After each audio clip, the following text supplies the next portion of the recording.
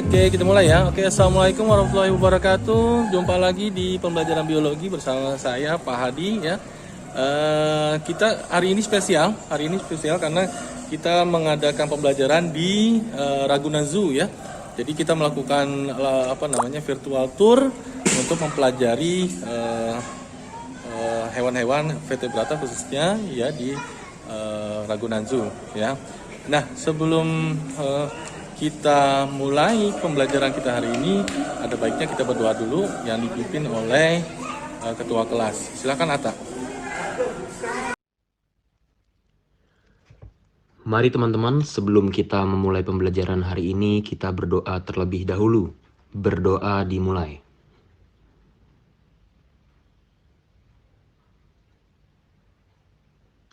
Berdoa selesai. Oke Atta, sudah terima kasih setelah pemimpin doa ya. Kita lanjut kita ngecek dulu ya kehadiran siswa. Siapa ketua kelas yang absen hari ini dan apa ada kabar atau tidak? Yang absen hari ini Rania, Pak, dikarenakan sakit, Pak. Oke, terima kasih Atta. Oke, yang absen berarti Rania ya, tidak masuk ya karena sakit kondisinya. Mudah-mudahan kita doakan Rania tetap cepat sembuh ya. Oke.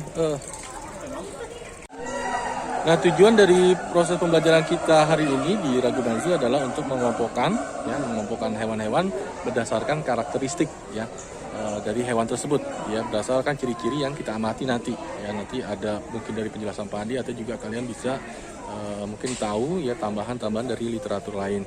Nah, manfaatnya apa? Nah, Pak Andi sih harapkan dengan kalian mengetahui karakteristik ya, kalian jadi semakin cinta terhadap fauna ya, khusus fauna di vertebrata yang endemik di Indonesia ya. Ada istilah mungkin adalah tak kenal maka tak sayang. Kita harus kenal dulu ciri-cirinya ya, ciri-cirinya kita kenal maka kita akan sayang. Nah, selanjutnya kita akan bisa melestarikan daripada hewan-hewan tersebut ya, khususnya yang asli dari Indonesia, endemik dari Indonesia ya, sehingga populasinya semakin meningkat dan tidak terancam kepunahan ya.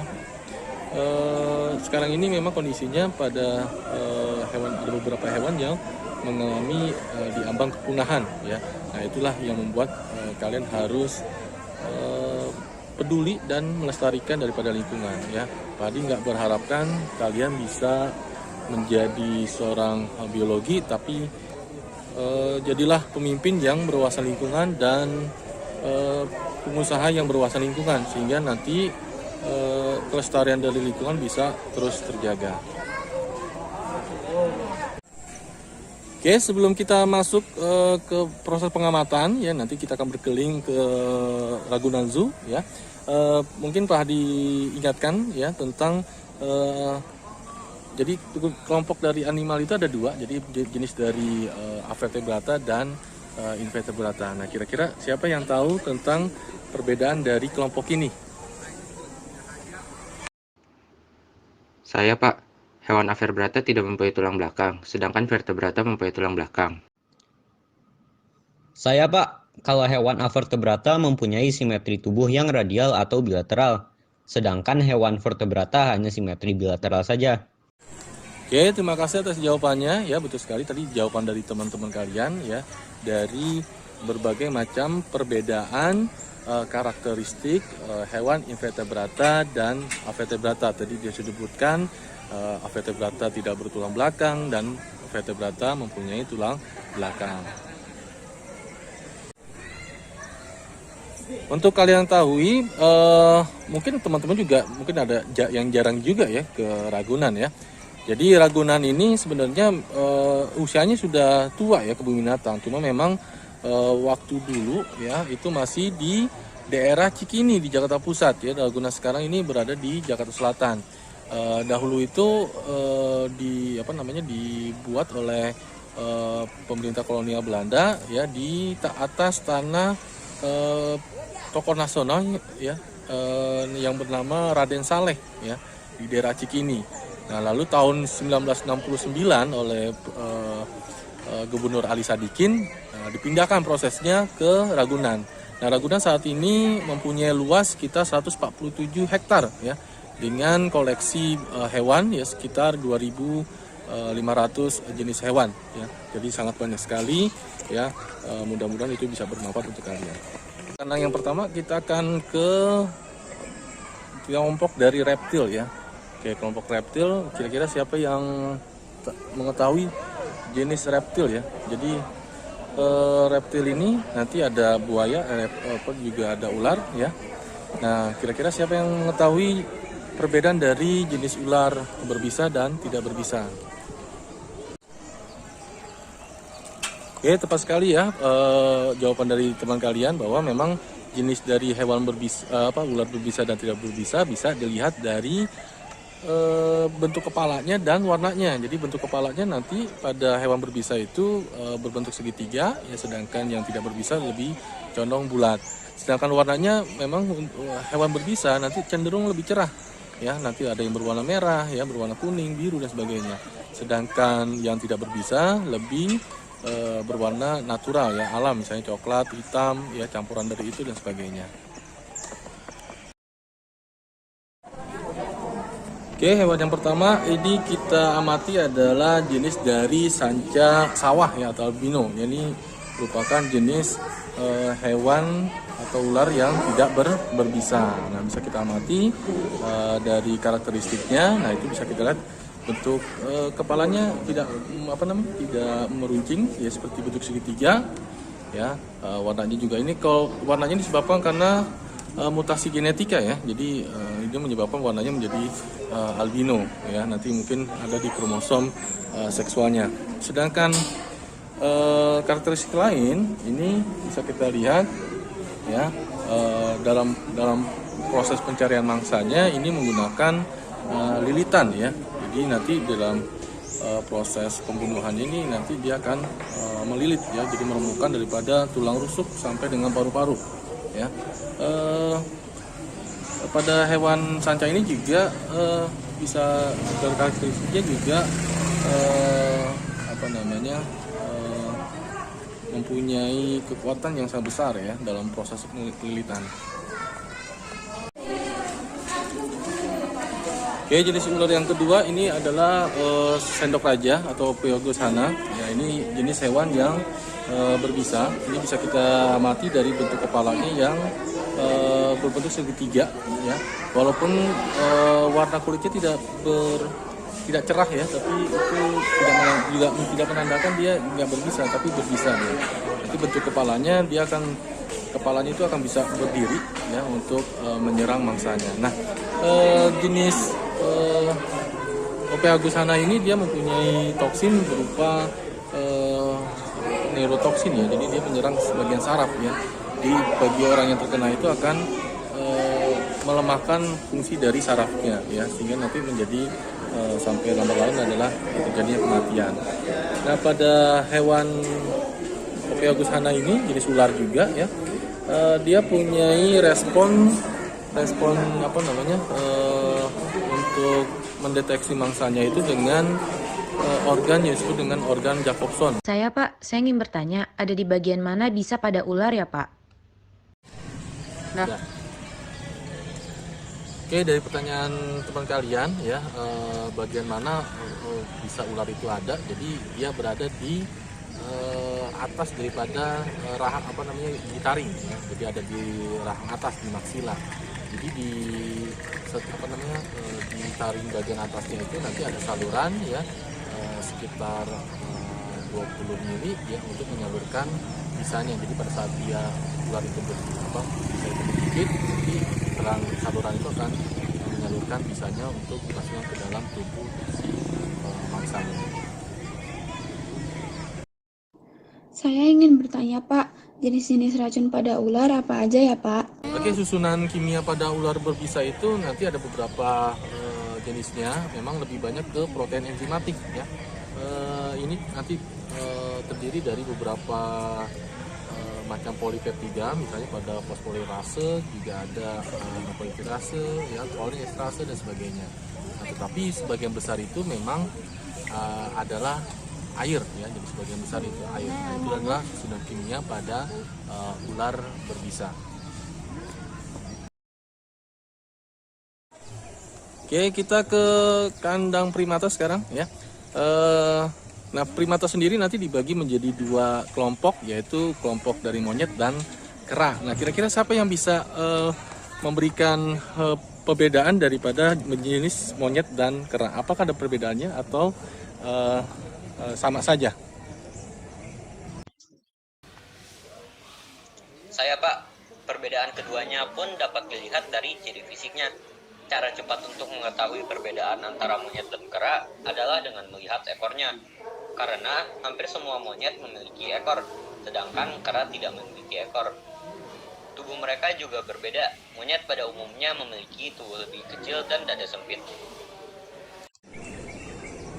Oke, betul sekali ya. Jadi kera dan monyet itu berbeda ya. Jadi tadi sudah dijawab oleh teman kalian bahwa jenis monyet itu nanti mempunyai ekor ya. Jadi dia merupakan jenis primata pada dunia lama. Sedangkan kera itu tidak mempunyai ekor. Ya, dia adalah jenis daripada primata dunia baru. Oke, kita sudah berada di kandang primata ya. Jadi ini adalah kandang jenis dari owa ya. Nah, kira-kira siapa yang tahu jenis owa ini, kera atau sebagai monyet ya?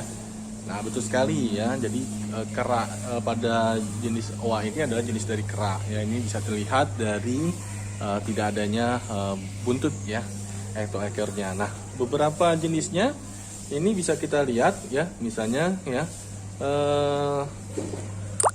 dari owa ini misalnya dia ini bagian primata yang mempunyai lengan yang sangat panjang ya. Jadi dia jenis daripada quadrupedal ya. Dia sering menggantung ya, lebih suka menggantung ya. Jadi menggantung dengan lengan yang sangat kuat ya, lengan panjang nih ya.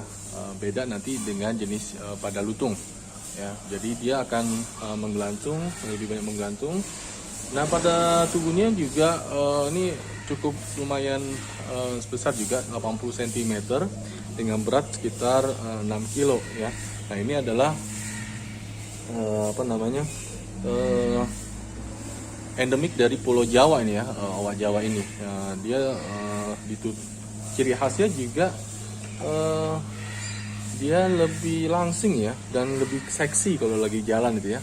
Nah, terus dibandingkan dengan kera lainnya, nah ini dia lebih cenderung lebih gendut ya dibandingkan dengan kera-kera lainnya. Nah, pada ciri lainnya juga mempunyai ciri khas adalah berwarna abu-abu ya, silver nih ya, agak ke perak-perakan. Nah, ini yang membuat dia lebih rentan ya untuk dimangsa ya. Tapi pemangsanya sebenarnya adalah manusia sendiri. Jadi lebih kelihatan dia bila ada di di hutan-hutan yang ada di Pulau Jawa. Oke, sekarang ke kandang berikutnya yaitu lutung Jawa ya, atau yang bisa dengan lutung gudeng ya. Nah, ini adalah kelompok dari monyet ya. Nah, ini bisa kita lihat dari ciri karakteristiknya. Jadi dia mempunyai buntut atau ekor yang panjang sekali ya. Ini digunakan untuk alat kemudinya ya, pada saat yang membantu pada saat bergelantungan atau bergelayutan dari pohon satu ke pohon yang lainnya. Nah, jenis pada lutung Jawa ini ya, ciri khasnya juga dia berwarna hitam ya, tidak pekat seperti siamang, tetapi warna hitam dengan campuran abu-abu. Terus juga ukuran tubuhnya lebih kecil dibandingkan dengan owa ya. Ukurannya sekitar 55 cm dengan berat sekitar 6 kilo. Nah, ini memang secara status konservasi juga sangat dilindungi karena di alam liar ini keberadaannya sudah hampir punah. Ya, ini adalah merupakan hewan endemik dari pulau dari Pulau Jawa di Indonesia ya, ataupun Pulau Bali ya, dan juga Lombok. Nah, ini memang keberadaannya sudah sangat jarang sekali memang karena beberapa faktor misalnya adalah deforestation ya, penghilangan daripada lahan hutan dan juga perdagangan. pergerakannya pada lutung ini dia menggunakan lebih banyak bergelayutannya di pohon.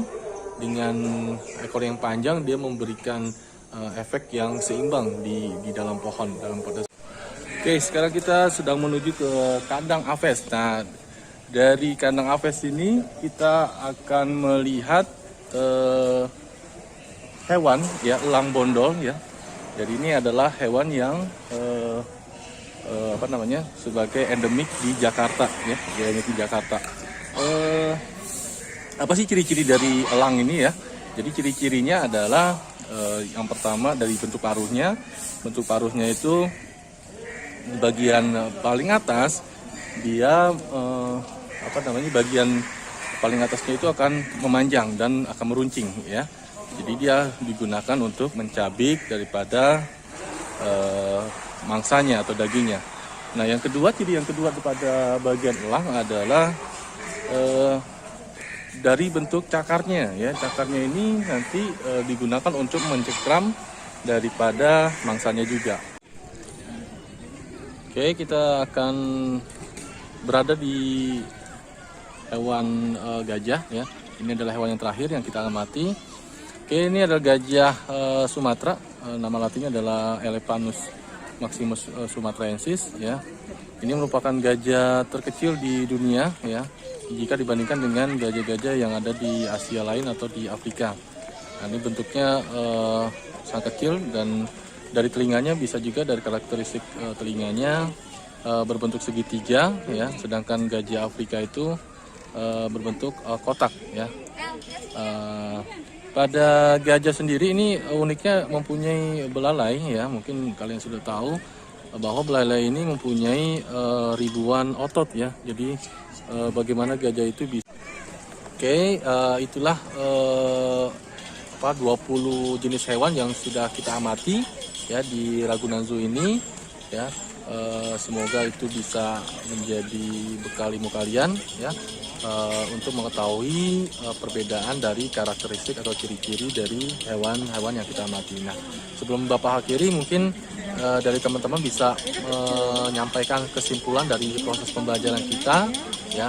Apa saja kesimpulannya mungkin bisa teman-teman bisa sampaikan. Kesimpulan dari pembelajaran hari ini, Pak, hewan vertebrata merupakan kelompok hewan yang notokornya sebagian atau seluruhnya digantikan oleh ruas-ruas tulang belakang, meliputi kelompok param, yaitu pisces, amfibi, reptil, aves, dan mamalia. Kesimpulannya Pak adalah misalnya ada perbedaan karakteristik dari ular berbisa atau ular tidak berbisa dari segi warna ataupun bentuk kepalanya. Jenis primate pun punya perbedaan, misalnya yang termasuk kera atau monyet. Kera tidak mempunyai ekor dan monyet mempunyai. Aktivitasnya pun menjadi berbeda, ada yang arboreal ataupun terestrial. Oke, kalau nggak ada pertanyaan lagi, Pak Hadi, kita ucapkan berdoa, kita alhamdulillah karena pelajaran kita sudah selesai dengan lancar. Alhamdulillahirobbilalamin. Dari Ragunan Zoo ya, Pak Hadi akhiri pembelajaran kita karya wisata secara virtual di Ragunan Zoo. Sampai jumpa di pertemuan berikutnya. Bye bye semuanya. Terima kasih Pak. Assalamualaikum Pak. Terima kasih ya Pak. Assalamualaikum Pak. Assalamualaikum Pak. Assalamualaikum Pak. Assalamualaikum Pak.